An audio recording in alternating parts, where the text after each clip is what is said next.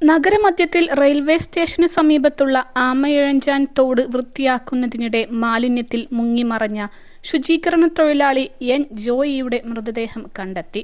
തകരപ്പറമ്പ് ഭാഗത്താണ് ഇന്ന് രാവിലെ 9 മണിയോടെ മൃതദേഹം പൊങ്ങിയത്. കണ്ടെടുത്ത മൃതദേഹം ജോയിയുടേതാണെന്ന് ഉദ്യോഗസ്ഥർ സ്ഥിരീകരിച്ചു. മൃതദേഹം ജീർണാവസ്ഥയിലായ നിലയിലാണ് കണ്ടെത്തിയത്.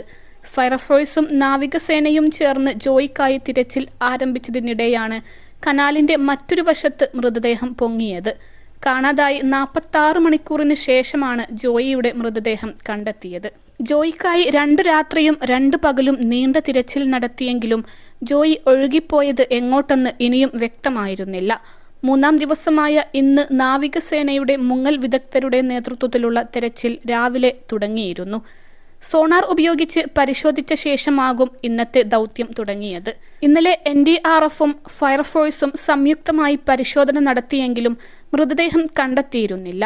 രക്ഷാപ്രവർത്തകർ മണിക്കൂറുകളോളം ജീവൻ പണയം വെച്ച് മലിനജലത്തിൽ മുങ്ങിയും നീന്തിയും മാലിന്യങ്ങൾ നീക്കിയും തിരച്ചിൽ നടത്തിയെങ്കിലും ജോയി എവിടെയെന്ന് വ്യക്തമായിരുന്നില്ല. ശനിയാഴ്ച രാവിലെ 11-നാണ് ജോയിയെ ഒഴുക്കിൽപ്പെട്ട് കാണാതായത്. ആദ്യ ദിവസം രാത്രി നിർത്തിവെച്ച തിരച്ചിൽ ഇന്നലെ രാവിലെ 6:30-യോടെ പുനരാരംഭിച്ചു.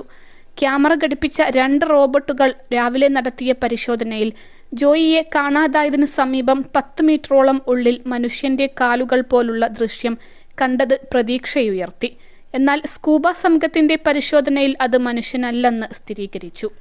അഗ്നിരക്ഷാസേന, സേനയുടെ ഭാഗമായ സ്കൂബ ടീം, ദേശീയ ദുരന്ത നിവാരണ സേന എന്നിവരടങ്ങിയ രക്ഷാസംഘം പല ഘട്ടങ്ങളിലായി റെയിൽവേ പ്ലാറ്റ്ഫോമിനടിയിലെ 120 മീറ്ററോളം നീളമുള്ള ടണലിൽ എല്ലാ ഭാഗങ്ങളും പരിശോധിച്ചു.